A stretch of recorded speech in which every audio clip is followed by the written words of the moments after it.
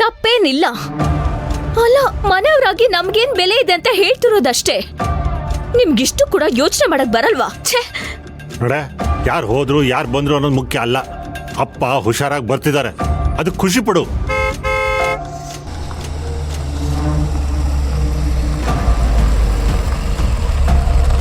ಅಪ್ಪ ಬಂದ್ರು ಅನ್ಸುತ್ತೆ, ಬಾ ಹೋಗೋಣ.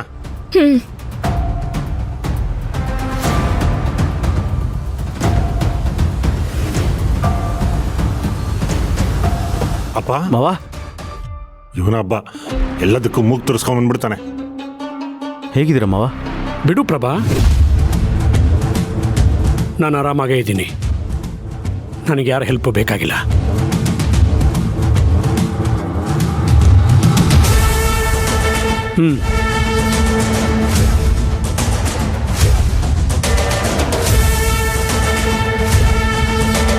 ಕಾತಿ, ಡಾಕ್ಟರ್ ಏನಂತ ಹೇಳಿದ್ರು? ಅದು ಅವಳಿಗೇನು ಕೇಳ್ತೀಯ ಪ್ರಭಾ? ನಾನು ಹೇಳ್ತೀನಿ.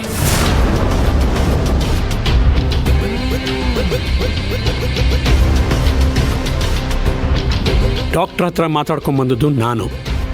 ಅವ್ರು ಹೇಳಿದರು, ನಿಮಗೇನೂ ಆಗಿಲ್ಲ, ಆರಾಮಾಗೇ ಇದ್ದೀರಿ. ಕಡಿಮೆ ಅಂದರೂ 90 ವರ್ಷ ಬದುಕಿದ್ರೆ ಏನು ಯೋಚನೆ ಮಾಡಬೇಡಿ ಅಂತ ಹೇಳಿದ್ರು.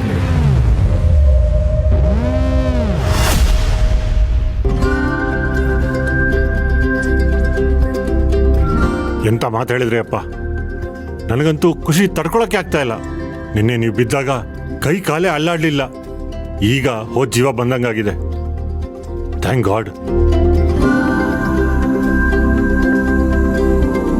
ಹೌದು ಮಾವ, ನನಗೂ ತುಂಬಾ ಖುಷಿ ಆಗ್ತಿದೆ. ತುಂಬಾ ಫಿಟ್ ಆಗಿ ಕಾನ್ಫಿಡೆಂಟ್ ಆಗಿ ಕಾಣಿಸ್ತಿದ್ದಾರೆ.